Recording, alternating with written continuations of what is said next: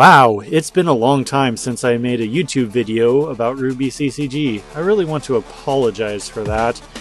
It's not much of an excuse. I basically had to switch jobs. I left my job at Nintendo, where I was QA playtesting games all the time, but Nintendo decided that they didn't need QA for the Nintendo Switch, so a lot of us lost our jobs, and I had to take up a job at Amazon.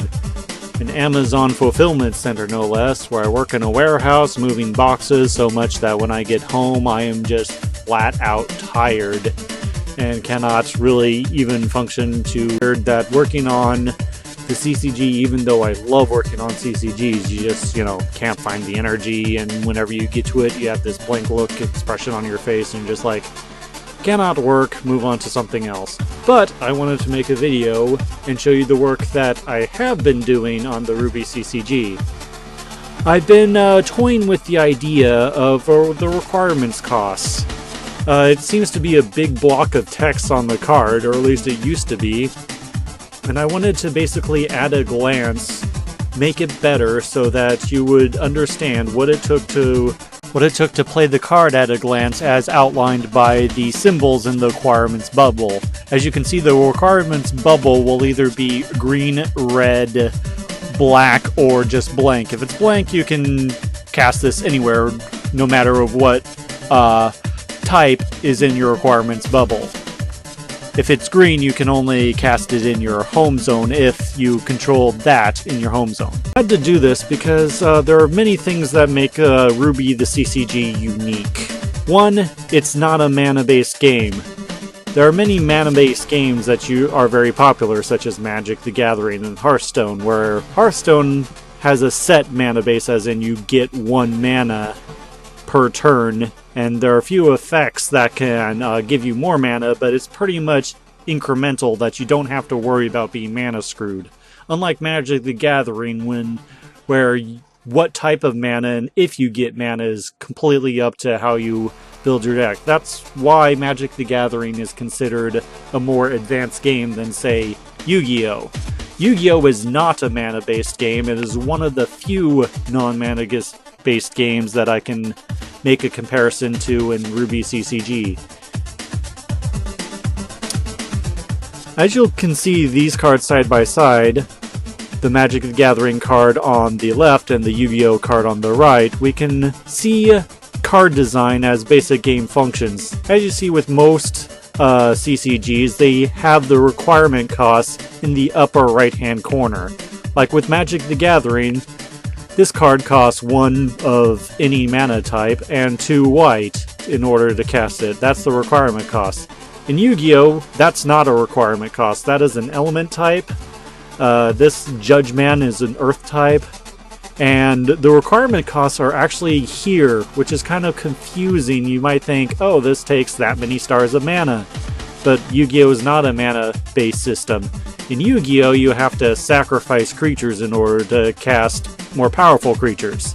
So if anything's above 4 stars, you have to make a sacrifice in order to cast it. Then the effects of this part of the text wear off, and that's where I kind of dislike Yu-Gi-Oh! Like, when you get to the effects, you have to really read this fine text, and even zoomed up, it can be like, at a glance, don't even really know what it does or requires or how to cost it. So yeah, this is just bad design in my book. Especially for a children's card game, making children read exponentially, while educational, great, but what I'm looking for in game design is really at a glance requirement costs that I've noticed in testing was really needed in this game. So I designed, or rather redesigned, the cards to be more at a glanceable. The way my cards are different is in the upper right, I don't have requirement costs. I have the attack power and aura up there, and the requirement costs basically in the middle of the card with everything else. This hasn't really changed. I just incorporated more of a symbol-based system. Well, I already had a symbol-based system in the form of the classes. I added it with everything else. I don't know if this creates more confusion or less confusion than the text, but it's the design choice I am currently running with, and if you agree or disagree, I look forward to seeing that in the comments below. Like with these two cards, we have an action that requires no requirements, therefore no requirement bubble of mass separation, and Adam, which is an ally card, and he has his requirements in the requirements bubble, requiring you to discard 2 cards, and it's colorless because you cannot discard cards in a zone. That would be an entirely new keyword. I've designed this for a lot of reasons. Mostly I thought about how the cards sit in your hand. With the requirements cost basically in the center of the card, you have to have the card at least center forward before you think about casting it. And you can look at what type of card basically by fanning it out in your hands and seeing that anything basically with an aura is most likely an ally card. I also did this because to minimize play space.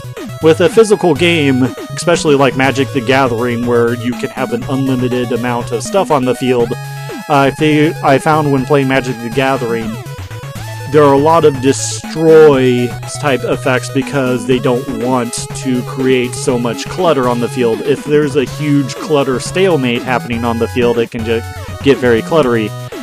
I was aware of this as a potential to happen in my game with too many allies and stuff showing up. So far it is not, but as you can see, Nora, Valkyrie here, I'll just use an example, and the 2 allies I used before, fit really nicely together if you have them in a party or attached together, as you'll see here. And this was designed pleasing to me because at a glance you can see how much attack total the party has and how much aura total the party has, and you can single out those little individual elements and destroy them. But like in the case of Adam, he would get bonuses that you could basically know about because, you know, his effect right under the requirement costs. This is a design choice that is different from other CCGs, but then again, there's no CCG like RWBY. It is a completely new concept of a manaless CCG involving 4 teammates in which you battle to eliminate teammates. My own original idea, of which I basically skinned it into RWBY, but I was also thinking based on the enthusiasm of the fans and Rooster Teeth, if this was actually a thing to do. Like, at any point, I was thinking of making this an original idea and reskinning it to be my own original idea and maybe putting it up on Kickstarter and publishing it. But for now, it's a fan project for you fans. Let me know in the comments if you would still follow this if it turned into an original idea. I have been in contact with some game designers from companies associated with the IP, and one of them gave the suggestion that it might be easier for me to make it my own and just run with my own original IP. I have a couple ideas of how it would be that I just don't know how successful it would be when it's in the sea of ideas. So yeah, thank you for watching this video and sort of a state of the union of the update of the game. I have an entirely like 160 card expansion pack planned, but I'm probably going to definitely rework the cards before I even release it, even on Lackey CCG.